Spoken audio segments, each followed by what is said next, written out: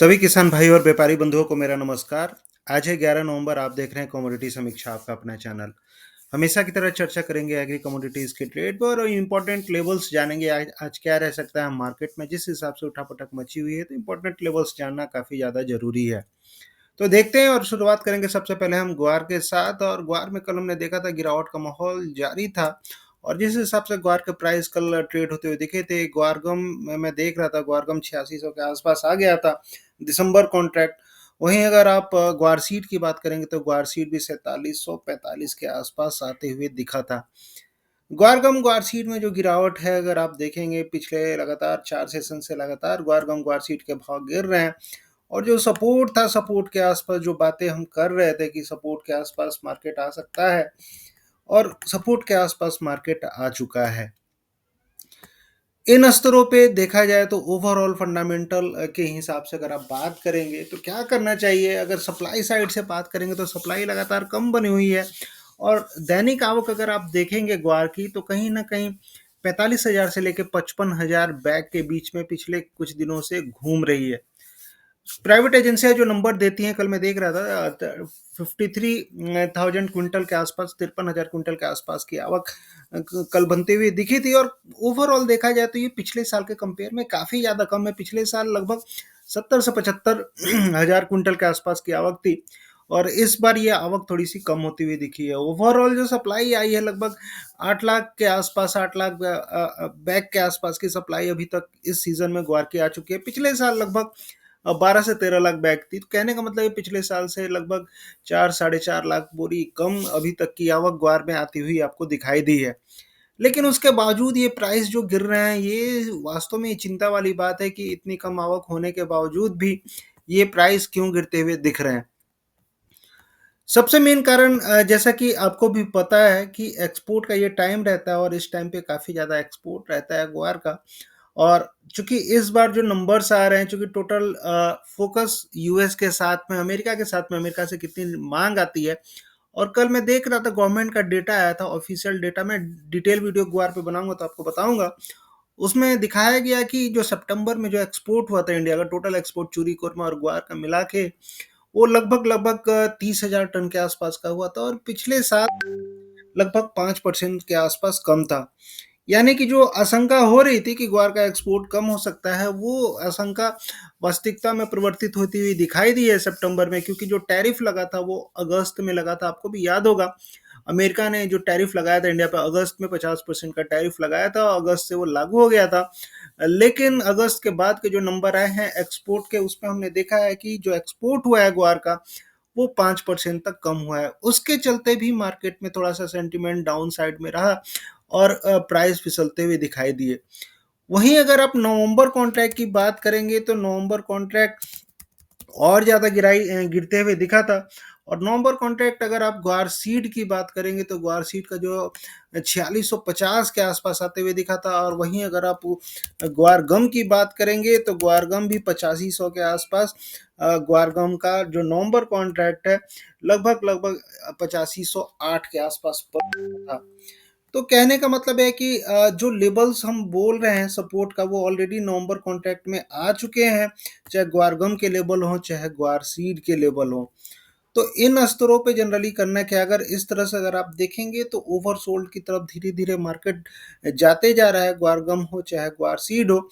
वहीं अगर आप जोधपुर मार्केट की बात करेंगे तो जोधपुर में जो भाव चल रहे थे 4697 ग्वारसीड के भाव, और ग्वारगम के भाव भी अगर आप देखेंगे तो 8673 के आसपास चलते हुए दिख रहे थे।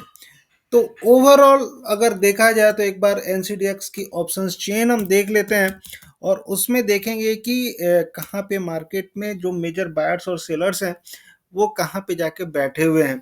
तो धीरे धीरे जैसा कि हमने पिछली बार जो ऑप्शन चेन में देखा था, जो मेजर बायर और सेलर थे वो कहीं ना कहीं 4500 के आसपास बैठे हुए दिखाई दिए थे हमें, 4500 4600 के आसपास। लेकिन एक बार देखते हैं और उसके हिसाब से हम डिसाइड करेंगे कि कहाँ पे सपोर्ट बनते हुए ग्वार का अभी फिलहाल में आपको दिख रहा है।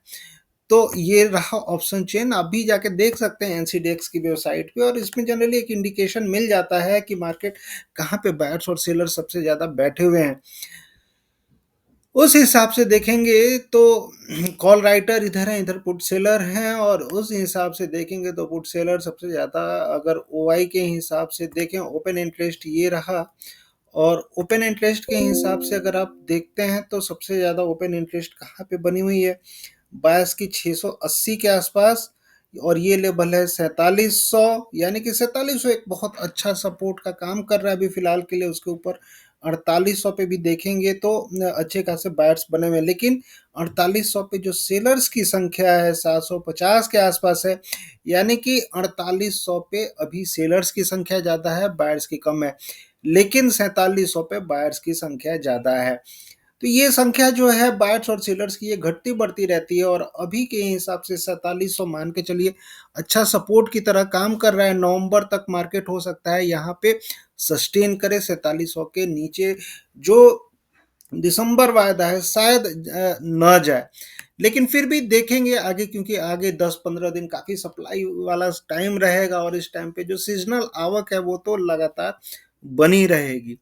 लेकिन ऊपर में रेजिस्टेंस के हिसाब से देखेंगे तो 4800 रेजिस्टेंस है, 4900, यानी कि 4900 पे ज़्यादातर सेलर बैठे हुए हैं। 1195 मैट्रिक टन के आसपास की बोलियां सेलिंग के लिए 4900 के का जो लेवल है वहां पे लगाई गई हैं।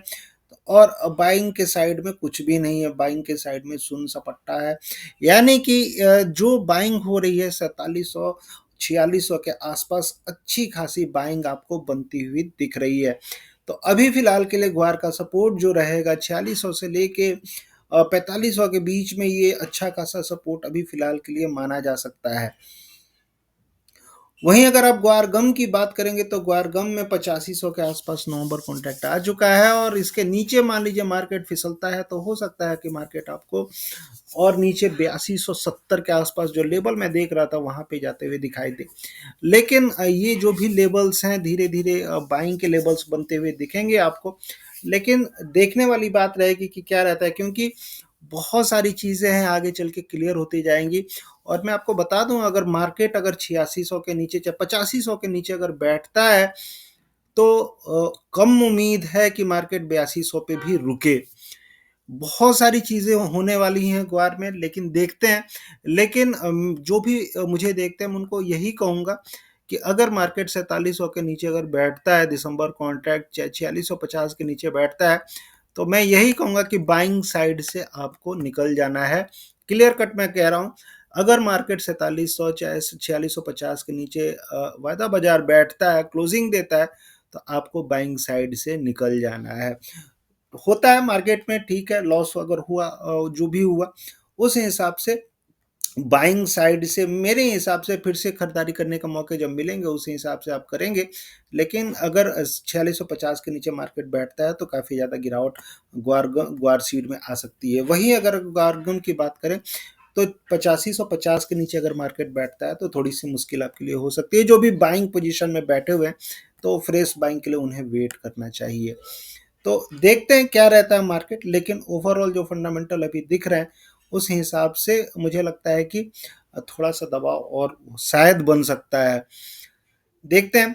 आगे बात कर लेते हैं और हल्दी की बात करेंगे। और हल्दी में मैं देख रहा था, हल्दी में देखिए आप भी डेली बेसिस हो चाहे मंथली बेसिस हो चाहे वीकली बेसिस हो, प्राइस जो है वो मूविंग एवरेज के ऊपर चल रहे हैं। तो ये इसका मतलब ये हुआ, हल्दी के प्राइस जो मूविंग एवरेज के लगातार ऊपर चल रहे हैं, तो यानी कि जो ट्रेंड है हल्दी का काफ़ी ज़्यादा पॉजिटिव है। तो कहने का मतलब यही है, सीधी सी बात है। एक तरह से देखा जाए तो हल्दी डेली चार्ट पे थोड़ा सा ओवरबॉट पे जरूर है, लेकिन जो भी गिरावट जो भी हो रही है आप बाइंग में बैठ सकते हैं। बाइंग, क्योंकि फंडामेंटली अगर आप देखेंगे तो सीजनल डिमांड हल्दी की लगातार बनी हुई है। और जिस हिसाब से अभी शादियों का सीजन चल रहा है, आगे चल के सप्लाई काफ़ी ज़्यादा टाइट दिख रही है, मुझे लगता है कि हल्दी में खरीदारी जारी रह सकती है। तो सीधी सी सलाह मेरी यही है, अगर प्रॉफिट बुकिंग के लिए सोच रहे हैं, कुछ भी नहीं खरीदेंगे, प्रॉफिट बुकिंग में ही खरीदेंगे, तो ऐसी गलती आपको नहीं करनी है। आपको थोड़ी थोड़ी खरीदारी हल्दी में अपने पास हल्दी में करके चलनी ही चलनी है। आपको हल्दी में खाली नहीं बैठना है, चाहे आप वायदा में हो चाहे आप फिजिकल मार्केट में हो। क्योंकि सीधी-सी बात है, अगर प्रॉफ़िट बुकिंग होती भी है तो मूविंग एवरेज के आस-पास आने की कोशिश करेगी मार्केट। लेकिन अगर ये ब्रेकआउट हो गया, सपोज़ अगर ये ब्रेकआउट हो गया, 15,500 के ऊपर मार्केट चला गया, तो हल्दी में सर्किट लगने के चांसेस काफ़ी ज़्यादा रहेंगे और फिर मार्केट में आप एंट्री दोबारा नहीं कर पाएँगे। मार्केट फिर भागते चला जाएगा, एग्रेसिव बाइंग आ जाएगी मार्केट में और फिर आप देखते-देखते मार्केट कहाँ जाएगा आप वो उम्मीद भी नहीं कर सकते हैं। तो हल्दी में मेरे हिसाब से आपको वही करना चाहिए, आपको खरीदारी जारी रखनी चाहिए। आपको ब्लेम गेम नहीं करना है कि प्रॉफ़िट बुकिंग के लिए मैं बैठा हुआ था। प्रॉफ़िट बुकिंग ठीक है, आप प्रॉफ़िट बुकिंग आप सही लेवल्स मार्केट में जो एंट्री करते हैं मेनली रिस्क रिवॉर्ड के ऊपर डिपेंड करता है कि आप कितना रिस्क लेना चाहते हैं। उसके हिसाब से बेस्ट लेवल होता है मार्केट में। तो अपना रिस्क रिवॉर्ड देखिए और एंट्री बाइंग में करनी चाहिए। मान लीजिए अगर मार्केट डाउन साइड में थोड़ा-सा भी खुलता है तो खरीदारी के मौके आपको बनते हुए दिखेंगे। अगर आज मार्केट इसके ऊपर चला जाता है 15,500 के ऊपर ओपनिंग देता है और मार्केट में तो आपको एंट्री बाइंग साइड में करनी चाहिए। वहीं अगर आप जीरा में बात करेंगे तो जीरा में जिस हिसाब से एक चैनल में ट्रेड होते हुए दिख रहा था जीरा और सपोर्ट लेके ये चल रहा है, तो धीरे-धीरे आप देखेंगे मार्केट कहीं न कहीं आप एक तरह से 20,400 के ऊपर अगर निकलता है तो फिर धीरे-धीरे मार्केट काफ़ी ज़्यादा तेज़ होते हुए दिखेगा। जो अभी फ़िलहाल के लिए जीरा में सपोर्ट बनते हुए दिखा है मेरे हिसाब से मार्केट यहाँ पे एक ब्रेकआउट बनते हुए दिखा था और ये लेवल्स आ रहे हैं लगभग 20,000 के आस-पास। तो 20,000 के आस-पास जो भी भाव आपको मिलते हैं जीरा में, आपको खरीदारी के मौके बनते हुए दिख सकते हैं। ओवरऑल जीरा के भी फंडामेंटल काफ़ी ज़्यादा पॉजिटिव चीज़ें मैंने कल भी बताई थी, बार-बार रिपीट मैं नहीं करता हूँ। लेवल्स के हिसाब से 20,000 एक अच्छा लेवल रह सकता है जीरा में एंट्री करने के लिए। वहीं अगर आप धनिया की बात करेंगे तो धनिया में भी मामला थोड़ा-सा पॉजिटिव ही लग रहा है मेरे हिसाब से, क्योंकि जिस हिसाब से चीज़ें धनिया में सपोर्ट कर रही हैं, एक्सपोर्ट लगातार बना हुआ है और जो मेजर ग्लोबल प्लेयर हैं स्पेशली धनिया के, चाहे यूक्रेन हुआ, रसिया हुआ, बुल्गारिया हुआ और बहुत बेलारूस, बहुत सारी कंट्रीज़ हैं जहाँ से धनिया जनरली आता है ग्लोबल मार्केट में, वहाँ पे सप्लाई को लेके काफ़ी ज़्यादा कंसर्न्स हैं और उसके चलते धनिया के प्राइस आपको चढ़ते हुए लगातार दिख रहे हैं। धनिया में गिरावट कम है, जो भी गिरावट हो रही है आपको खरीदारी के ही मौके बनते हुए धनिया में दिखाई देंगे। तो धनिया में मेरे हिसाब से खरीदारी आपको करके चलनी चाहिए। कुक्कुट की बात करेंगे तो कुक्कुट अपने एक रेजिस्टेंस ज़ोन में आ चुका है और वहाँ से थोड़ी प्रॉफ़िट बुकिंग दिख रही है, लेकिन बहुत ज़्यादा गिरावट कुक्कुट में अभी नहीं होगी। जो भी गिरावट होती है 6820 6800 के आस-पास फिर से खरीदारी करते हुए आप दिखेंगे, लोग दिखेंगे आपको, क्योंकि प्राइस जो है वो मूविंग एवरेज के ऊपर चल रहा है और लगातार खरीदारी कुक्कुट में बनती हुई दिख रही है। सॉरी, कैस्टर में बनती हुई दिख रही है, माफ़ करिएगा। कैस्टर में 6820 6800 के आसपास जो भी भाव मिलते हैं आपको खरीदारी करते हुए आप देखेंगे लोगों को। वहीं अगर आप कुक्कुट की बात करेंगे तो कुक्कुट में जो भाव हैं कहीं न कहीं सपोर्ट के आसपास, मूविंग एवरेज सपोर्ट के आसपास ट्रेड कर रहे हैं। वीकली चार्ट पे काफ़ी ज़्यादा पॉजिटिव दिख रहा था मामला और इसके हिसाब से मैं आपको बार-बार बाई के लिए बोल रहा था। तो बाइंग अपॉर्चुनिटी अभी भी बनी हुई है इस कैंडल को देखते हुए और जब तक मार्केट 2870 के ऊपर चल रहे हैं, आप बाइंग के साइड में बैठ सकते हैं। अगर अब 2870 के नीचे मार्केट आता है तो हो सकता है कि जो सपोर्ट है 2820 का सपोर्ट बना रहे, 2870 के नीचे आता है तो हो सकता है मार्केट नीचे आने की कोशिश करे, 2820 के आसपास आने की कोशिश करे, हो सकता है उसके नीचे भी जाने की कोशिश करे। तो अभी फ़िलहाल के लिए 2870 एक लेवल्स दिमाग में आपको रखना चाहिए। इसके ऊपर जब तक है मार्केट बाइंग में बैठिए, अदरवाइज़ उसके नीचे आता है तो फिर बाइंग में नहीं बैठना है।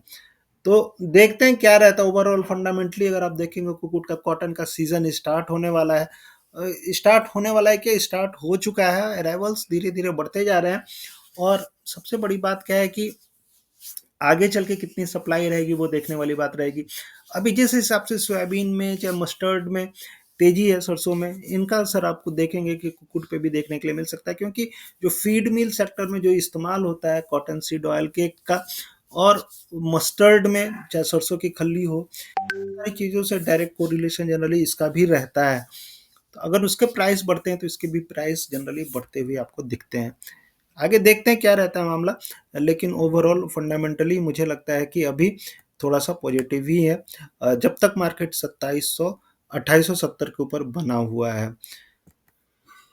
मेंथा की बात करेंगे, मेंथा में गिरावट जारी है और मुझे लगता है कि ये गिरावट और जारी रह सकती है, नीचे में 900 तक के भाव आ सकते हैं, तो अभी जल्दीबाजी में खरीदारी मेंथा में आपको नहीं करनी चाहिए। तो ये था एग्री कमोडिटीज़ पे मेरी राय, आपको कैसी लगी? बहुत सारी चीज़ें छूट जाती हैं, तो ज़्यादा जानकारी के लिए आप डायरेक्टली मुझसे कॉन्टैक्ट कर सकते हैं और इस नंबर पे मैसेज कर सकते हैं व्हाट्सएप पे। और उम्मीद यही रहती है, कोशिश यही रहती है कि ज़्यादा से ज़्यादा आपकी सहायता मैं कर सकूँ। तो मिलते हैं फिर नेक्स्ट वीडियो में, तब तक के लिए थैंक यू, जय हिंद, धन्यवाद। अपना प्यार ऐसे ही देते रहें और ज़्यादा से ज़्यादा सबसे बड़ी बात है कि घबराना नहीं है, लेवल्स का वेट करना है, वेट एंड वॉच के साथ ट्रेड करना है एग्जैक्ट, और लोगों की नहीं सुननी है, ठीक है? आप अपना भी खुद से रिसर्च रखिए, अपने भी खुद से सुनिए, अपने साइड से भी इंटरनेट पे सर्च करिए, चीज़ों को देखिए। और चूँकि आज के डेट में व्यापार बहुत ज़्यादा कठिन नहीं है, इन्फॉर्मेशन आपको ईज़िली हर जगह मिलते हैं, तो इन्फॉर्मेशन लीजिए, ज़्यादा से ज़्यादा फ़ायदा उठाइए और सही व्यापार करिए। मिलते हैं फिर नेक्स्ट वीडियो में, तब तक के लिए थैंक यू, जय हिंद, धन्यवाद।